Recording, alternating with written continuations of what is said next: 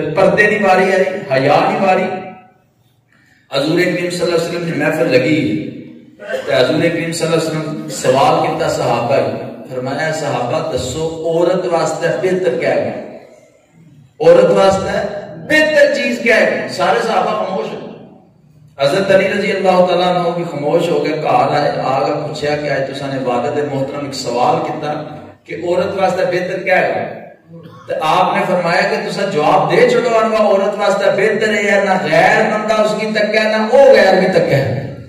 ہاں جی جڑا جواب سنیا تو حضرت علی رضی اللہ تعالیٰ عنہ خوشی نال فوراً واپس آئے حضور کے چہرے آگے دسیا کہ حضور تساں سوال جڑا کیتا سی کہ عورت واسطے بہتر کیا ہے، اس کا جواب یہ ہے عورت واسطے بہتر ہے نہ غیر بندہ عورت کی تکیا ہے نہ عورت غیر بندے ہی تکیا ہے. حضور مسکرائے فرمایا اے علی تہاڈا جواب نہیں ہے، فرمایا ماڑی لخت دے جگر فاطمہ کا جواب ہے.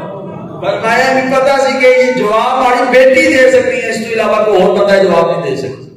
ہاں جی پردے حیا کی اتنی پابند غیرت نہیں کہ جس اس وجہ تو عورت میں بڑا مقام تا مرتبہ حضرت جدا عورت کھائے جائے ہونا سنے تے ٹک ٹاک ہی رہ گئے، موبائل ٹچ رہ گئے، شادی بیاہ تے تہوار ہونا رہ گئے، کک بھی نہیں رہ گیا. حضرت اقبال فرمانا جس علم کی تاثیر سے زن ہوتی ہے نہ زن کہتے ہیں ارباب نظر اس علم کو موت.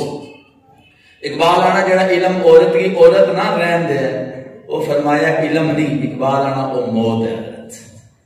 بہرحال اللہ تبارک و تعالیٰ اساں یہ بیویاں حضرت فاطمہ رضی اللہ تعالیٰ عنہا نے نقش قدم تے چلنے کی توفیق عطا فرمائے.